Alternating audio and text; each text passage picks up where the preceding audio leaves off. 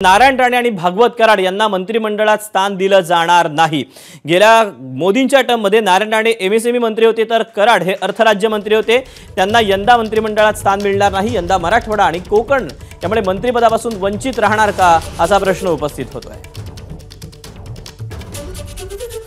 Update जाणून घेत निलेश बुधावले आपल्या सोबत आहे। निलेश, भागवत कराड आणि नारायण राणेंचा पत्ता कट झालाय। आताच्या घडीची ही मोठी बातमी म्हणावी लागेल। या दोघांनाही आता पीएमओ कार्यालयातून फोन केल्याचं आपल्याला पाहायला मिळतंय आणि त्यांना मंत्रिपद देणार नसल्याची देखील माहिती देण्यात आलेली आहे। मागच्या मंत्रिमंडळामध्ये जर आपण पाहायला गेलं तर नारायण राणे हे सूक्ष्म व लघु उद्योग मंत्री होते तर भागवत कराड हे अर्थ राज्यमंत्री होते। आता ह्या दोघांनाही मंत्रिमंडळामध्ये संधी मिळणार नाहीये। खरं तर अपेक्षा होती की नारायण राणेंना कुठेतरी संधी दिली जाईल, कारण कोकणातला एक महत्त्वाचा चेहरा आहे। महाराष्ट्रातलं मराठा राजकारण पाहता कुठेतरी नारायण राणेंचं नाव आघाडीवर होतं, मात्र सध्या जी माहिती समोर येते त्यानुसार त्यांना आता संधी मिळणार नाहीये। परंतु दुसरीकडे मराठा समन्वय साधण्याचा प्रयत्न देखील या मंत्रिमंडळामध्ये झालेला आपल्याला पाहायला मिळतोय। खास करून प्रतापराव जाधव जो मराठा चेहरा आहे, मुरलीधर मोहोळ असतील, ह्या सर्व दोन महत्त्वाच्या नेत्यांना आता मंत्रिमंडळात समावेश करण्यात आलेला आहे।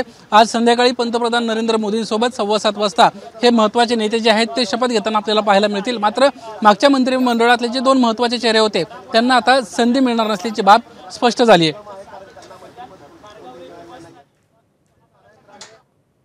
या सगळ्या पार्श्वभूमीवर हे जे सध्या सिलेक्शन होते हे मेरिटवर होते असं म्हणावं लागेल निलेश। दीपक, महाराष्ट्रातल्या वेगवेगळ्या प्रांतांचा यासोबतच जाती समुदायाचा देखील या ठिकाणी समन्वय साधण्याचा प्रयत्न केला जात असल्याची माहिती आहे। खरं तर नारायण राणे यांच्या बाबतीत जर आपण बोलायला गेलं तर नारायण राणेंना ऑलरेडी स्पष्ट केलं होतं की खासदारकी आपण लढणार नाहीये, आपल्याला खासदारकीचं तिकीट नको।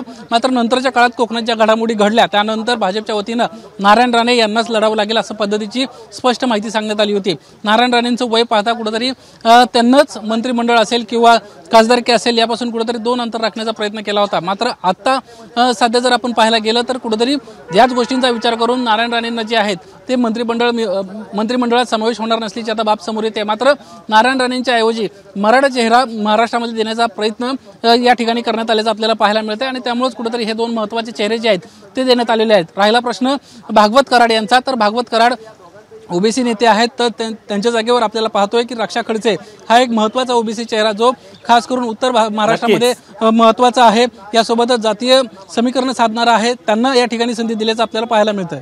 दीपक, निलेश, धन्यवाद दिलेल्या सगळ्या सविस्तर माहितीबद्दल। एबीपी माझा, उघडा डोळे बघा नीट।